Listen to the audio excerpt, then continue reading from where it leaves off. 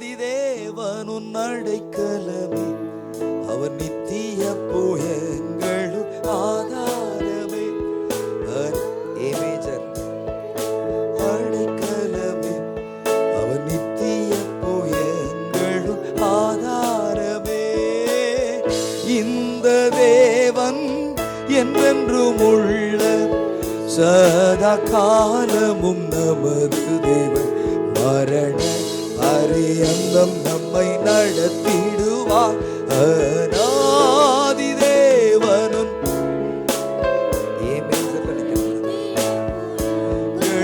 ஆதாரமே. அநாதி தேவனும்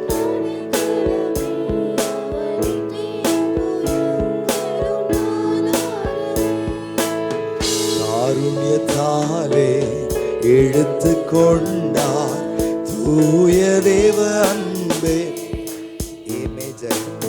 காருண்யத்தாலே எடுத்து கொண்டார்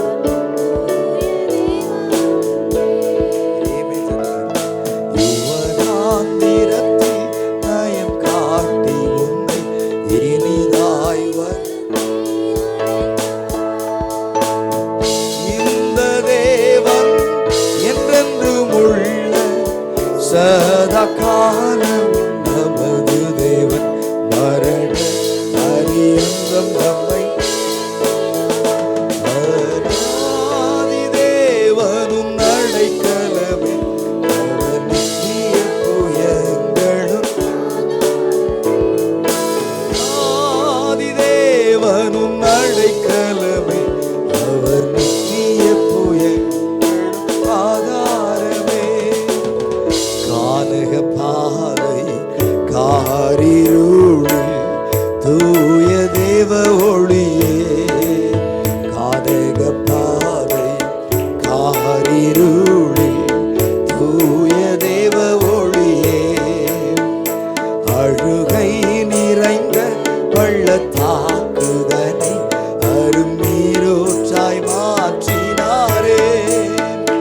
அழுகை நிறைந்த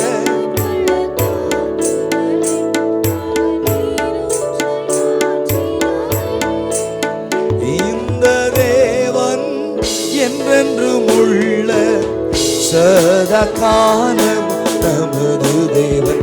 மரண பரியந்தம் நம்மை நடத்திடுவார். அநாதி தேவனும் அடைக்கலமே, அவர் நித்திய புயங்களும் அநாதி தேவனும் அடைக்கலமே, அவர் நித்திய கிருபை கூர்ந்து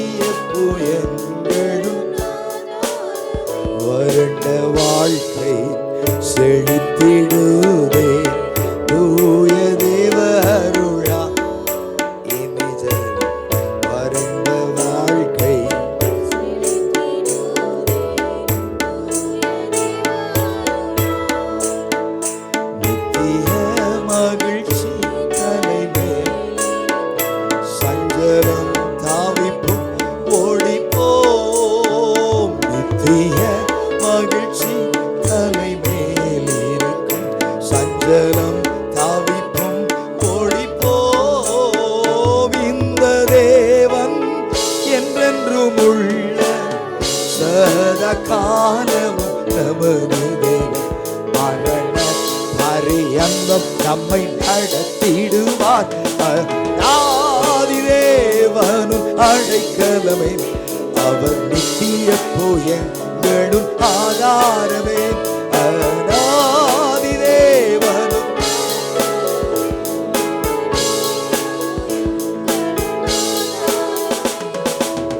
காருண்யத்தாலே எடுத்து கொண்டார் தூய தேவ அன்பே. காருண்யத்தாலே எடுத்து கொண்டார் தூய தேவ அன்பே. யுவனாந்திரத்தில் நயம் காட்டி உன்னை இனிதாய் வருந்தி அழைத்தார். யுவனாந்திரத்தில்